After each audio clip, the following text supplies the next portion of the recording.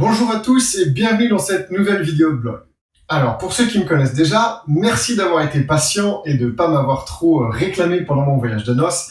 Ça m'a permis de passer un bon moment avec mon épouse et c'était vraiment très sympa. Par contre, ce que je ne m'attendais pas, c'était que pendant nos 12 jours d'absence, le monde allait subir la crise du coronavirus. En tout cas, pas au point où on en est aujourd'hui. Et j'ai quand même eu pas mal d'emails et pas mal de messages pendant mon absence, et on va dire que le sujet principal abordé, c'est qu'est-ce qu'on peut faire avec le coronavirus, comment est-ce qu'on peut anticiper cette crise. Et donc c'est ce dont on va traiter aujourd'hui. Alors il est évident que si vous faites comme les débiles mentaux qui vont dans les supermarchés et qui prennent des montagnes de PQ, c'est pas de ça dont on va traiter aujourd'hui. On va bien évidemment parler de votre commercialisation. Ok ? Alors il y a 4 choses en fait principales qu'on peut faire pendant cette crise, parce qu'il faut pas se mentir, c'est une crise, va y avoir un impact négatif sur notre chiffre d'affaires, c'est une évidence, ça sert à rien de se mentir. C'est une crise qui va passer, c'est une certitude, comme toutes les autres crises, donc il faut qu'on agisse pendant, et 2, qu'on prépare l'après. Donc en fait, il y a 4 éléments, ciblés, je vais développer chacun après, rassurer, adapter et préparer. Et donc, si vous voulez vous en souvenir assez facilement, c'est simple. Vous prenez la première lettre de chaque mot. Donc, C, R, A, P. Et pour ceux qui sont assez forts en anglais, ça fait crap.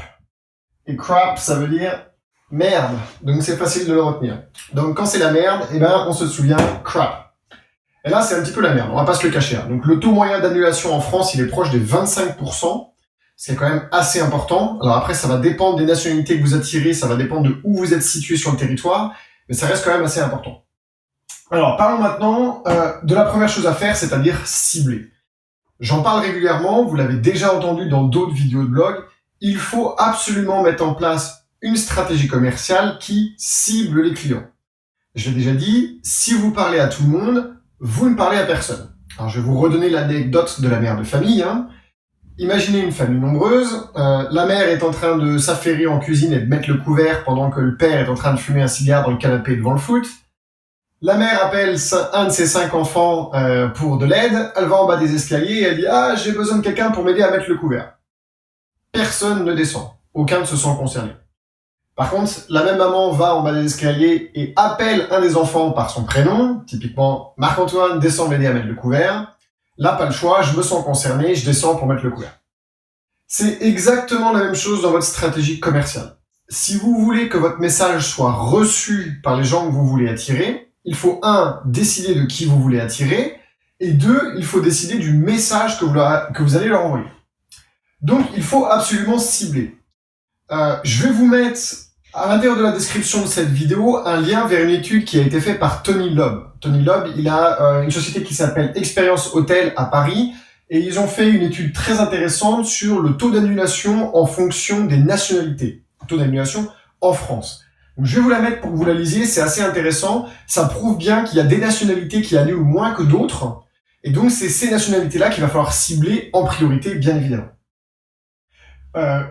Une des cibles, de toute façon, qu'il faut encourager le plus possible, ce sont les Français, bien évidemment. Parce que c'est ceux qui vont avoir le moins de restrictions de voyage. Évidemment, il n'y a pas forcément besoin de prendre l'avion pour venir chez vous. Et en particulier, le tissu local, les gens qui sont autour de chez vous. Alors, si vous avez, par exemple, un spa, si vous avez un restaurant, si vous avez un golf, si vous avez quelque chose qui sort de l'ordinaire, ou en tout cas qui peut permettre d'attirer de la clientèle locale, peut-être un endroit qui est très romantique, qui est très reposant, n'hésitez pas à jouer sur la clientèle locale et à essayer de les attirer. Ça va peut-être permettre à ces gens-là de vous découvrir, parce que très souvent, localement, vous êtes peu ou pas connus et les gens n'en ont jamais profité. Donc c'est peut-être le moment de faire des deals et des packages pour la clientèle locale. Et puis, lors des prochaines crises, parce que il y en aura forcément des prochaines crises, commencez à développer le tissu économique local, ce qui se passe autour de vous, et la clientèle française de manière générale, ça restera toujours un avantage pour le futur. Ok ? Donc ça, c'est le numéro 1, ciblé. Et je vous remettrai encore une fois l'étude de Tony Lobb en description. La deuxième chose, évidemment, rassurer. Il y a des gens qui vont avoir besoin de voyager. Je pense à la clientèle affaires, par exemple. Où il y a des gens qui vont voyager quoi qu'il arrive, il va falloir les rassurer. Alors, les rassurer sur quoi ? Bon, leur dire que vous avez stocké du PQ pour les 10 prochaines années, c'est pas quelque chose qui va les rassurer. On s'en fout. Par contre, vous pouvez communiquer sur les réseaux sociaux, sur votre site internet, sur le fait que il y a du gel hydroalcoolique à disposition dans les chambres, que les chambres seront désinfectées, les toilettes sont désinfectées, le linge également, que vous ne revenez pas tout juste de Chine ou de zone à risque, etc. Donc, sans tomber dans la panique et sans tomber dans les trucs qui sont complètement grotesques, c'est quand même pas idiot de rassurer les voyageurs qui vont venir chez vous sur le fait que vous avez un minimum de bon sens et que vous avez pris des précautions d'usage pour qu'il n'y ait pas de coronavirus chez vous. Ça paraît évident. Le troisième, c'est adapter. Eh ben oui, quand les conditions changent, il faut absolument s'adapter. Et la première chose qu'il va falloir adapter, c'est votre stratégie tarifaire. Vous le savez, hein, le prix, c'est un des éléments les plus importants dans la règle de 3. C'est d'ailleurs le premier élément en termes d'importance. Il va falloir adapter vos prix. Alors, je ne dis pas qu'il va falloir baisser vos prix. Bien au contraire. Et je vais vous remettre le lien vers l'article que j'avais fait sur comment décider de vos prix, qui traite de la différence entre valeur et prix. Ce qui va vous permettre d'éviter de faire les erreurs que font souvent certains dans ces conditions-là, c'est-à-dire de baisser les prix et après ils vont avoir beaucoup de mal à les remonter. Par contre, si vous avez des prix non annulables, non remboursables, là, il est temps de les mettre en suspension. Évidemment, il va falloir rassurer, encore une fois, vos voyageurs. Si vous avez des prix non remboursables et non annulables, vous avez peu de chances quand même que les gens réservent. Il va au contraire falloir montrer beaucoup plus de flexibilité et les rassurer en leur disant, voilà, on a adapté notre stratégie tarifaire, réservez sans crainte. Si jamais il y a cas de force majeure et que vous ne pouvez pas venir, on répercutera votre réservation plus tard, à un moment où vous pourrez venir. Ok ? Super important cette partie-là. Donc, adaptez votre stratégie tarifaire et créez des packages. Essayez d'être attractif, bien évidemment, quoi. Et encore une fois, s'il vous plaît, ne baissez pas vos prix. En tout cas, pas au-delà de votre prix plancher tel que vous l'avez toujours fait. Et surtout, ne faites pas les moutons. Si vous voyez tous les voisins baisser leurs prix, vous savez, c'est pas parce qu'ils les baissent qu'ils vont avoir plus de clients que vous. Donc, gardez votre valeur. C'est beaucoup plus important quand la reprise va se faire entendre, parce qu'elle va arriver, hein, on sait pas dans combien de temps, mais elle va arriver, comme toujours. Ça va peut-être durer 1 ou 2 mois de plus, mais de toute façon, après, ça va repartir. Les gens qui ont vraiment sabordé leur prix et leur politique tarifaire en mode panique pour attirer des clients, ils sabordent leur image, ils sabordent leur valeur. Ne le faites surtout pas. Et puis, la quatrième chose, eh bien, c'est de se préparer, bien évidemment, parce qu'il va y avoir, comme après chaque crise, une reprise. Alors là, on est dans une crise qui va passer logiquement assez vite. On a eu le SARS, enfin, assez vite. Je parle pas de la crise en elle-même, je parle de l'après-crise. Quand ça va arriver, on va avoir un boom des réservations. Et en particulier des réservations de dernière minute. Parce que qu'est-ce qui se passe? Pendant toute la période de crise, les gens attendent.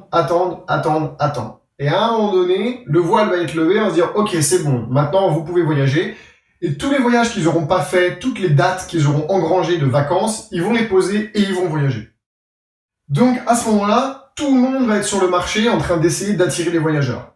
C'est là où il va falloir vous préparer avec une bonne stratégie commerciale, une bonne stratégie de communication, qu'il va falloir être original, éventuellement utiliser un petit peu d'humour pour attirer les clients, et vous démarquer, parce que tout le monde va être sur le marché en même temps avec plein de chambres disponibles. Ok ? Il va y avoir un rush, hein. Ça s'est vérifié à chaque fois. Après la crise H1N1, après le SRAS, je suis pas sûr de le prononcer correctement, après chaque grosse crise sanitaire, après la fin de la crise, il y a un gros rush sur les réservations. Donc ça, il va falloir vous préparer pour vous différencier de tous vos voisins qui vont être dans la même situation que vous. Vous le savez, hein, je vous le dis toujours, il y a des choses dans votre stratégie commerciale et dans votre stratégie de communication qui vont faire une grosse différence. Soyez original. N'hésitez pas à casser un petit peu les codes. Et je sais pas, par exemple, vous pourriez tout à fait faire un package. Vous avez survécu, voilà, avec une bouteille de je sais pas trop quoi, de mort subite, par exemple, une vieille bière qui s'appelle comme ça. J'ai vu là récemment, ça m'a fait mourir de rire, un magasin qui vendait pour 2 Corona achetés, il y avait une bouteille de mort subite vendue. Ça, c'est du bon marketing. Ça, c'est génial. Les gens vont en parler. Voilà. Des choses comme ça, c'est ce qu'il faut faire. Ok ? Donc voilà, hein, super simple. Malgré le fait qu'on soit pas dans une période super simple, les 4 choses qu'il faut faire, c'est crap. Merde, facile à retenir. Donc, on cible, on rassure, à la fois sur la partie hygiène, puis à la fois sur la partie prix, bien évidemment, que le voyageur n'ait pas l'impression que s'il réserve, il y a un gros risque pour lui de perdre son argent. On s'adapte, bien évidemment, on adapte notre stratégie tarifaire, et on se prépare, parce que c'est pas la fin du monde. Donc ça sert à rien d'attendre dans un fauteuil avec un whisky et un cigare que ça passe. Bien au contraire, faut être en étant super vulgaire. Sortez-vous les doigts du cul! Et il faut se préparer, parce que quand ça va passer, va y avoir un gros rush, et c'est surtout à ce moment-là qu'il va falloir rattraper le chiffre d'affaires. Ou en tout cas, on va essayer de rattraper le chiffre d'affaires qu'on n'aura pas eu pendant cette période de crise. Donc, il n'y a pas que du mauvais dans cette crise. Il faut en profiter pour agir là où d'autres ne vont pas agir. On le sait, hein, il y en a plein qui vont attendre les bras croisés en se lamentant. Donc, si vous agissez, vous allez déjà prendre une longueur d'avance sur ces gens-là. Et puis, c'est aussi le bon moment, du coup, pour se former, bien évidemment. Vous avez de facto, et de par les forces des choses, du temps libre sur les mains. Donc, formez-vous, montez en compétences, préparez votre stratégie commerciale, préparez votre stratégie de communication, faites un audit de votre activité, regardez, essayez de voir ce qui va et ce qui va pas, de manière à ce que vous puissiez profiter de ce temps libre pour solidifier votre business plutôt que de vous laisser porter et de voir ce qui adviendra.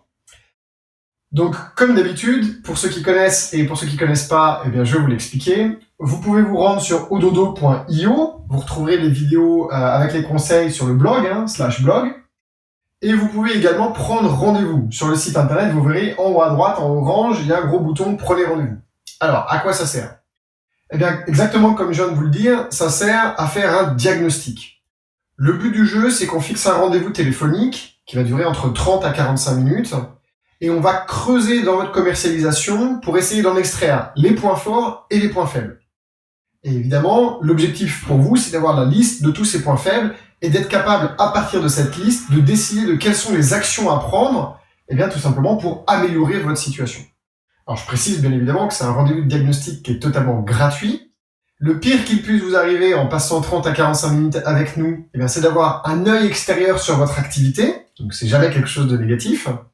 Ça ne vous engage à rien, et nous, ça nous permettra de faire cette analyse avec vous et de vous expliquer dans le détail, éventuellement, ce qu'on peut vous apporter avec Ododo pour améliorer votre situation. Je vous rappelle que vous pouvez nous retrouver évidemment sur les réseaux sociaux. J'espère que vous apprécierez mon dessin du logo YouTube, donc Ododo. Pareil, je me suis impliqué pour le dessin du virus, je monte en compétences. Et puis voilà, s'il y a bien un moment, encore une fois, pour se préparer, pour se former et pour anticiper, eh bien c'est maintenant. Donc, il faut faire contre mauvaise fortune bon cœur, et on n'a pas le choix. Serrez-vous les coudes aussi. Si vous êtes plusieurs, que vous vous connaissez avec les hôteliers qui sont autour de vous, avec les maisons d'hôtes, les gîtes, etc. qui sont autour de vous, eh bien, n'hésitez pas à vous serrer les coudes. S'il y a besoin d'aide, c'est le moment. Il faut pas être perso dans ce genre de situation. Voilà, merci à tous d'avoir regardé cette vidéo. S'il y a des sujets que vous voulez traiter en particulier pendant cette crise qui est un petit peu spéciale, n'hésitez pas à le mettre en commentaire. On regardera ça ensemble et on essaiera de réagir assez rapidement avec des vidéos de blog. Je vous retrouve logiquement la semaine prochaine dans une nouvelle vidéo et en attendant, je vous souhaite un excellent week-end. Au revoir.